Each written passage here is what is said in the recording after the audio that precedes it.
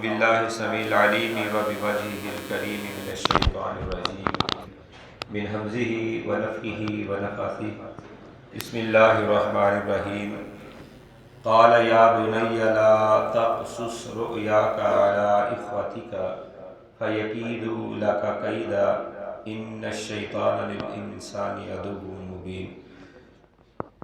آج کا درس بھی گزشتہ درس سے مماثلت رکھتا ہوا یا اس کا متحد مضامین کے تحت ہی ہے کہ حسد کی تباہ کاریاں۔ حسد اس قدر بڑا جرم ہے، اس قدر بڑا گناہ ہے کہ اس کی وجہ سے تباہی، بربادی اور بہت سے نقصان انسان کو اٹھانا پڑتے ہیں۔ سورہ یوسف کے ضمن کے اندر اسی بات کو ہم سمجھ لیں کہ برادران یوسف نے صرف حسد کی بنا کے اوپر ہی اپنے بھائی یوسف علیہ السلام پر ظلم و ستم کیے، باپ کے چہرے سے اسے دور کر دیا اور سالوں والد کو ان کے غم کے اندر رلایا، اور کس قدر ستم ان بھائیوں نے ڈھائے۔ اس کے پیچھے کوئی یوسف علیہ السلام کی زیادتیاں یا ظلم تو نہیں تھے، صرف وجہ یہ تھی جو حسد تھا۔ بھائیوں کے دل میں حسد آ گیا اور حسد کی وجہ سے انہوں نے اپنے معصوم بھائی کے اوپر اس قدر ظلم و ستم کیے۔ حسد ہی ایسا جرم ہے کہ جس کی وجہ پر روئے زمین پر، اس کائنات پر، زمین پر سب سے پہلا قتل ہوا۔ حابیل اور قابیل کا واقعہ آپ احباب کے علم میں ہے کہ ایک بھائی نے دوسرے بھائی کو صرف حسد کی بنا پر قتل کر دیا کہ اس کو یہ فضیلت کیوں مل گئی، مجھے یہ فضیلت کیوں نہیں ملی، اس کی عزت کیوں ہے، میری عزت کیوں نہیں۔ بس وہ جو حسد پیدا ہوا اس نے روئے زمین کا پہلا قتل کیا۔ تو اس کے اوپر پھر وہ بعد میں پشیمان بھی ہوا، ندامت کا اظہار بھی کرتا رہا، لیکن اس کی اب کوئی ایسی صورت نہیں تھی کہ اب اس حسد کی بنا پر جو قتل کیا ہے اس کا کوئی عوض اور بدلہ دے سکتا ہے۔ یعنی حسد کی وجہ سے ہی روئے زمین کا پہلا قتل ہوا۔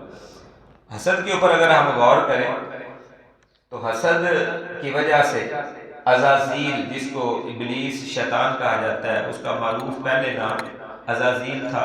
اسرائیلی روایات کے اندر یہ آتا ہے، حضرت عبداللہ ابن مسعود رضی اللہ تعالی عنہما سے مروی روایات کے اندر ہے کہ جو ابلیس تھا اس کا پہلے نام عزازیل تھا، اور ملائکہ کے اندر یہ رہا کرتا تھا، فرشتوں کے اندر اس کو شمار کیا جاتا تھا، اور اللہ کی عبادت کی وجہ سے اس کو عابد بھی کہا جاتا ہے، بہت زیادہ عبادت گزار تھا، تو اللہ کا قرب حاصل کیے ہوئے تھا۔ لیکن جب اللہ تعالیٰ نے آدم علیہ السلام کو پیدا کیا تو پھر آدم کے سامنے سجدہ کرنے کا حکم دیا کہ آدم کو تعظیمی سجدہ کیا جائے تاکہ اس کی عظمت و فضیلت دوسرے لوگوں کے اوپر ظاہر ہو جائے کہ آدم کو اللہ تعالیٰ نے فرشتوں کے اوپر، جنات کے اوپر عظمت، شان اور فضیلت عطا کی۔ یہ جو فضیلت اللہ تعالیٰ نے آدم علیہ السلام کو عطا کی تھی، اسے ملائکہ نے تسلیم کر لیا اور فوراً سر و سجود ہو گئے، انہوں نے سجدہ کر دیا۔ لیکن ابلیس جو تھا ابا واستکبر وکان من الکافرین، اس نے انکار کر دیا اور تکبر کیا، پس وہ کافروں میں سے ہو گیا۔ یعنی حسد کی وجہ سے کفر تک پہنچ گیا، کفر کا ارتکاب کرنے لگا۔ یعنی حسد ایسی بیماری ہے، حسد ایسا جرم ہے، حسد ایسا گناہ ہے کہ جس کی وجہ سے انسان کفر تک کرنے کے لیے تیار ہو جاتا ہے۔ تو اس لیے حسد سے بچنا چاہیے۔ حسد انکار حق کو کے لیے سب سے بڑی وجہ ہے، حق کا انکار کرنے کے لیے حسد ایک بہت بڑی وجہ ہے۔ حسد کی وجہ سے لوگ حق بات کا انکار کر دیتے ہیں۔ اللہ تبارک و تعالیٰ نے قرآن مجید میں یہود کا ایک وصف یا ایک خصلت بیان کی، فرمایا ام یحسدون الناس علی ما آتاہم اللہ من فضلہ، کہ یہ لوگ صحابہ سے، نبیوں سے اور حضرت ابراہیم خلیل اللہ کی جو آل اولاد ہے، بنو ہاشم میں سے اللہ تعالیٰ نے جو رسول اللہ صلی اللہ علیہ وسلم کو نبی بنایا ہے، تو یہ اس پر حسد کرتے ہیں۔ یعنی اس وجہ سے کہ اللہ نے ان پر فضل کیا، اللہ کے اس فضل کی بنا پر ان پر حسد کرنے والے۔ یعنی یہود کی یہ بدترین ایک خصلت اللہ نے بیان کی ہے کہ وہ یہ بھی نہیں سامنے دیکھتے کہ نبی ہے یا عظمت و شان والا کوئی ہے، بس وہ اپنے حسد کی وجہ سے کہ انہیں فضیلت کیوں ملی ہے، ہمیں یہ فضل اور عظمت اور شان کیوں نہیں ملی؟ اس وجہ سے حسد کرتے تھے اور حق بات کا انکار کر دیتے تھے۔ تو حق بات کا انکار کرنا یہ حسد کی بنا پر ہوتا ہے۔ حسد جب انسان کے اندر پیدا ہوتا ہے تو پھر درست اور صحیح بات بھی انسان تسلیم نہیں کرتا، اس کو بھی جھٹلا دیتا ہے۔ تو حسد کتنا بڑا جرم ہے کہ جو انسان کو راہ راست سے ہٹا دے، دین حق سے ہٹا دے، اور عظمت و شان جسے اللہ نے عطا کی ہے اس کی عظمت و شان کو انسان تسلیم ہی نہ کرے، کتنا بڑا جرم ہے۔ تو یہ حسد اس کا سبب ہے کہ انسان حق کو جھٹلا دیتا ہے اور حق کی بات تسلیم کرنے سے انکار کر دیتا ہے۔ اب دوسری طرف دیکھیے، نبی اکرم صلی اللہ علیہ وآلہ وسلم نے امت کو اس حسد کے بارے میں کیا تعلیمات دی؟ آپ نے فرمایا ایاکم والحسد، خاص کر تم حسد سے بچنا، ایاکم والحسد، خاص کر حسد سے بچنا، فإن الحسد یأکل الحسنات، بے شک یہ جو حسد ہے یہ نیکیوں کو کھا جاتا ہے، کما تأکل النار الحطب، جس طرح آگ لکڑیوں کو کھا جاتی ہے۔ آگ جلائی جائے، لکڑیاں کیسے بھسم ہو جاتی ہیں، کوئلے بن جاتے ہیں، پھر ان کی راکھ بن جاتی ہے۔ تو حسد بھی اس طرح نیکیوں کو جلا کے خاک کر دیتا ہے، راکھ بنا دیتا ہے۔ اس قدر تباہی و بربادی ہوتی ہے کہ انسان کے پاس نیکیاں بھی ہوتی ہیں، عمل صالح بھی ہوتے ہیں، نمازیں بھی اس نے پڑھی ہوتی ہیں، صدقات و خیرات بھی کیے ہوتے ہیں، زکاتیں بھی دی ہوتی ہیں، روزے بھی رکھے ہوتے ہیں، حج عمرے بھی کیے ہوتے ہیں، لیکن حسد کی وجہ سے وہ سارے کے سارے جل کر ایسے راکھ ہو جاتے ہیں جیسے لکڑی جل کر راکھ ہو جاتی ہے۔ رسول اللہ صلی اللہ علیہ وسلم نے یہ فرمایا۔ یعنی حسد کا کتنا بڑا نقصان ہے، کس قدر تباہی و بربادی کرتا ہے یہ حسد۔ آج ہمارے دلوں میں حسد کی آگ بھری ہوئی ہے۔ آئیے ایک اور حدیث مبارکہ سماعت فرمائیے۔ رسول کائنات رحمت عالم جناب محمد الرسول اللہ صلی اللہ علیہ وسلم نے فرمایا لا یجتمع فی جوف عبد الایمان والحسد، کسی مومن بندے کے دل کے اندر ایمان اور حسد، یہ دونوں چیزیں اکٹھی نہیں ہو سکتی۔ اگر حسد ہے تو ایمان نہیں رہے گا، اگر ایمان ہے تو حسد نہیں رہے گا۔ اب آپ خود سوچیں کہ ہمارا ایمان کس لیول کا ہے کہ ہمارے دلوں کے اندر حسد بھی موجود ہے اور ہم ایمان کے دعوے دار بھی ہیں۔ رسول اللہ صلی اللہ علیہ وسلم فرماتے ہیں کسی انسان، کسی مومن بندے کے دل کے اندر حسد اور ایمان دونوں اکٹھے نہیں ہو سکتے، ایک چیز رہے گی، ایک چیز چلی جائے گی۔ تو آج ہم حسد بھی کریں، ایک دوسرے سے جلیں، یہ جو جلنا ہے نا یہ حسد ہے کہ انسان جو جلتا ہے فلاں کو یہ عزت کیوں مل گئی، فلاں کی توقیر کیوں ہو رہی ہے، فلاں کو یہ مال و دولت کیوں مل گیا، فلاں کو معاشرے میں یہ وقار کیوں مل گیا، یہ جو جلن پیدا ہوتی ہے نا اس کو حسد کہتے ہیں۔ تو رسول اللہ صلی اللہ علیہ وسلم فرما رہے ہیں ایمان اور حسد یہ دونوں چیزیں ایک جگہ پر اکٹھی یا جمع نہیں ہو سکتی۔ حسد کتنا بڑا جرم ہے، کتنا بڑا گناہ ہے، کتنا بڑا کام ہے کہ رسول اللہ صلی اللہ علیہ وسلم ہر نماز کے بعد اور صبح و شام بھی 3 مرتبہ، ہر نماز کے بعد ایک دفعہ سورہ فلق اور سورہ ناس پڑھا کرتے تھے۔ اور سورہ فلق کے اندر باقاعدہ اس چیز کی تعلیم دی گئی ہے کہ اللہ من شر حاسد اذا حسد، اللہ جو حسد کرنے والا حاسد ہے نا اس کے شر سے مجھے محفوظ کرنا، مجھے اس کے شر سے بچانا۔ صبح بھی اور شام کو بھی 3 دفعہ رسول اللہ صلی اللہ علیہ وسلم اس حسد سے اور حسد کرنے والے سے پناہ مانگا کرتے تھے۔ اور پھر ہر نماز کے بعد رسول اللہ صلی اللہ علیہ وسلم کا معمول تھا کہ آپ سورہ فلق اور سورہ ناس کی تلاوت کرتے، پڑھا کرتے۔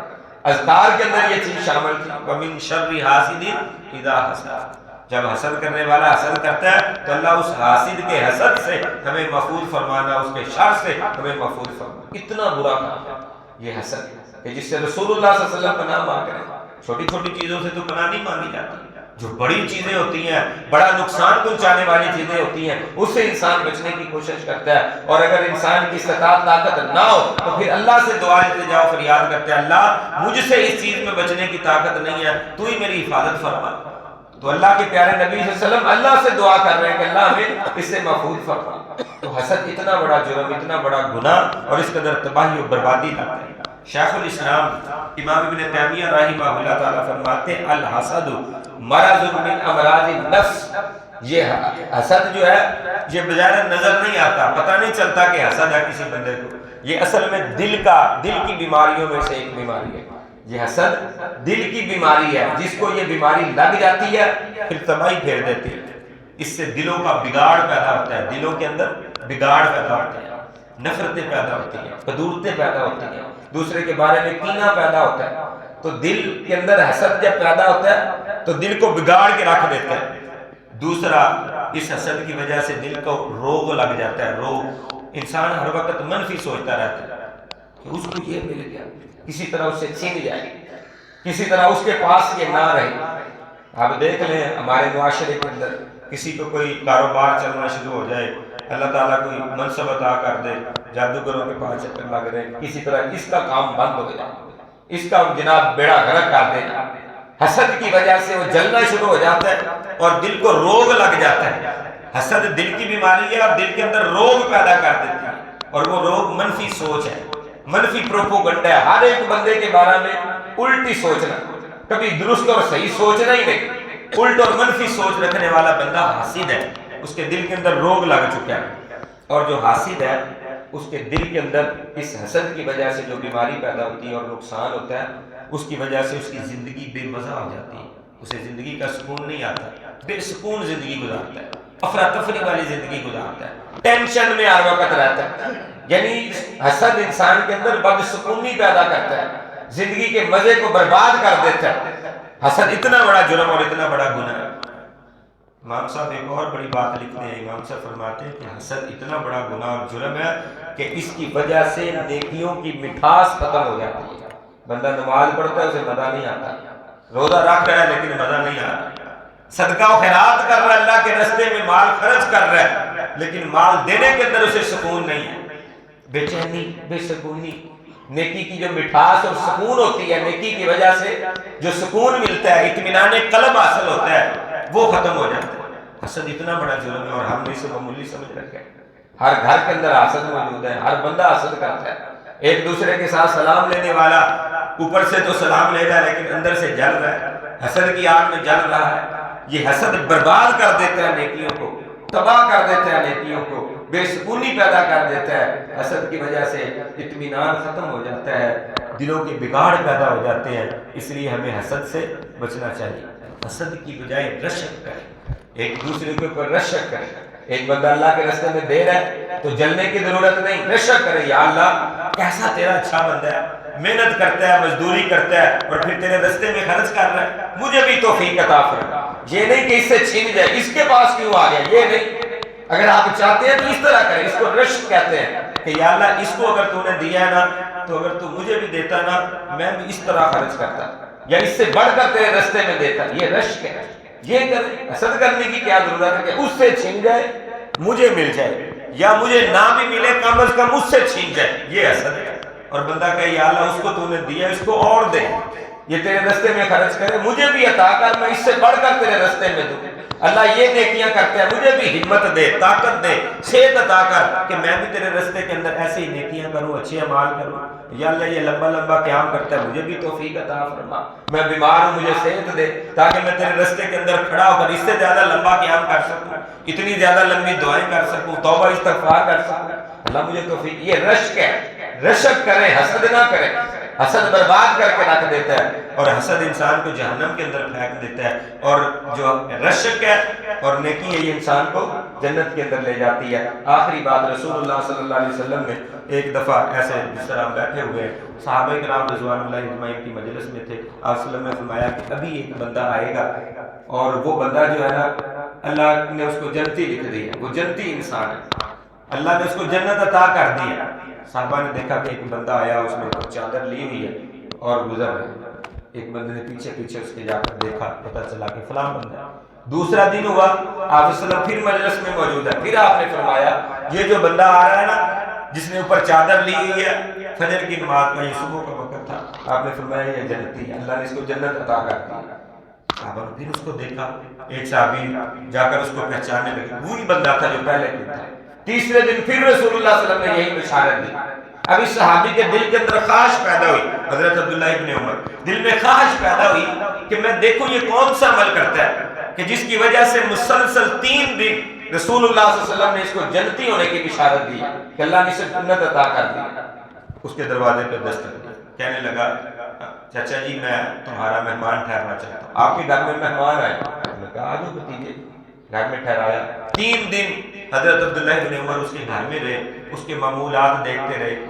غور کیا کہ جس طرح ہم عبادت کرتے ہیں یہ بھی عبادت کرتا ہے، جس طرح میں رات کو اٹھتا ہوں تہجد پڑھتا ہوں یہ بھی رات کو اٹھ کر تہجد پڑھتا ہے، جس طرح ذکر اذکار ہم کرتے ہیں یہ بھی کرتا ہے، کوئی خاص عمل نظر نہیں آیا، جانے لگے۔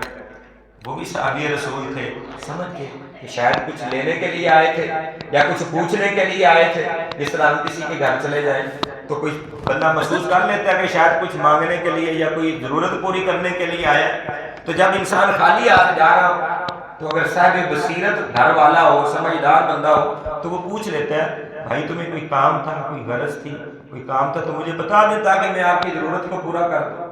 اس صحابی رسول نے بھی ابن عمر سے یہی کہا، بھائی تجھے کوئی کام تھا، کوئی مقصد تھا، تمہیں بتا دے، کوئی ضرورت تھی تو میں تمہاری ضرورت کو پورا کر دوں۔ حضرت عبداللہ ابن عمر کہتے ہیں نہیں، ایسی کوئی ضرورت نہیں، بس ایک کام تھا میں وہ دیکھنا چاہتا تھا لیکن وہ مجھے نظر نہیں آیا۔ کیا کام تھا؟ کہا 3 دن مسلسل ہم رسول اللہ صلی اللہ علیہ وسلم کی مجلس میں بیٹھے تھے تو آپ صلی اللہ علیہ وسلم نے تیرے بارے میں یہ بشارت دی ہے کہ یہ بندہ جو آنے والا ہے یہ جنتی ہے، ہم تجھے دیکھتے رہے، وہ تو انسان تھا، رسول اللہ صلی اللہ علیہ وسلم نے تجھے جنتی ہونے کی بشارت دی ہے، میں دیکھنا چاہتا تھا وہ کون سا خاص عمل ہے جو تو کرتے اور ہم نہیں کرتے جس کی وجہ سے رسول اللہ صلی اللہ علیہ وسلم نے تجھے جنتی ہونے کی 3 دن متواتر بشارت دی۔ یہ کہنے لگا کوئی خاص عمل تو نہیں، جس طرح کے عمل تم کرتے ہو ویسے عمل ہی میں کرتا ہوں، لیکن ایک شاید عمل ایسا ہے وہ شاید اس وجہ سے رسول اللہ صلی اللہ علیہ وسلم نے بشارت دی۔ کہا کون سا عمل؟ کہا عمل یہ ہے کہ میں جب رات کو سوتا ہوں سونے سے پہلے کسی بھی انسان کے بارے میں میرے دل کے اندر کوئی بات ہو تو میں اپنے دل کو اس کے بارے میں صاف کر دیتا ہوں۔ حسد نہیں ہے میرے دل کے اندر، کسی کے بارے میں حسد بغض نہیں رکھتا، لڑائی ہو جائے، جھگڑا ہو جائے، کسی سے کوئی اختلاف ہو جائے، سونے سے پہلے اس سے معاملہ ختم کر کے سوتا ہوں، دل کے اندر بغض، کینہ اور حسد نہیں رکھتا۔ حضرت عبداللہ ابن عمر کہتے ہیں اللہ کی قسم یہی تیرا عمل ہے جس وجہ سے اللہ کے رسول نے تجھے جنتی ہونے کی بشارت دی۔ حسد کو چھوڑ دینا، کینے کو دل سے نکال دینا جنتی ہونے کی نشانی ہے، اور دلوں کے اندر حسد بغض کینہ پالتے رہنا یہ جہنمی ہونے کی نشانی ہے، دلوں کا بگاڑ کا ذریعہ ہے۔ اللہ تعالیٰ سے دعا ہے کہ اللہ تبارک و تعالیٰ ہمیں حسد جیسی لعنت سے محفوظ فرمائے، اور اگر کریں تو رشک کریں ایک دوسرے کے اوپر، اللہ تعالیٰ ہمیں اس کی توفیق عطا فرمائے۔ الحمدللہ رب العالمین، اللہم